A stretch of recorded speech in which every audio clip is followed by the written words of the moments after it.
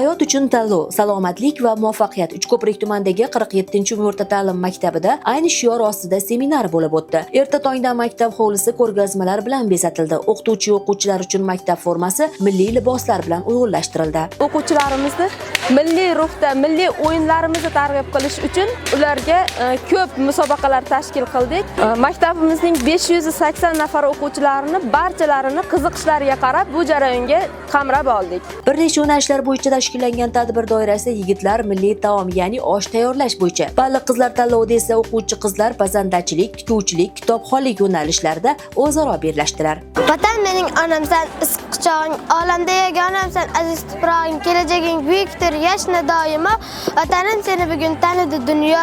Qiziqarli tanlovlar davom etayotgan ayni vaqtda maktab o'quvchilari o'rtasida milliy o'yinlar bo'yicha musobaqaga start berildi. Varrak uchirish, kurash kabi turli o'yinlarda faol ishtirok etgan o'quvchilar esa munosib rag'batlantirildi. Seminarning asosiy qismida tumandagi umumo'rta ta'lim maktablarida faoliyat yuritayotgan psixologlar hamkorligida trening tashkillandi. Unda o'quvchi bilan ishlash samaradorligini oshirish, yigit-qizlar o'rtasida sodir bo'lishi mumkin bo'lgan huquqbuzarlik va jinoyatchilikni oldini olish bo'yicha ish rejasi ishlab chiqildi.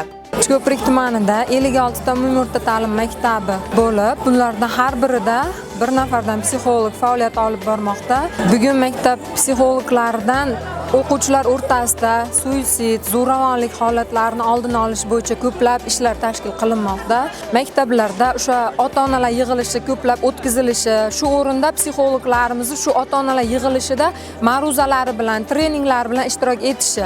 Mazkur seminar yakunida psixologlar tomonidan ishlab chiqilgan ish rejasi barcha umumo'rta ta'lim maktablarida amalga oshirilishi belgilandi.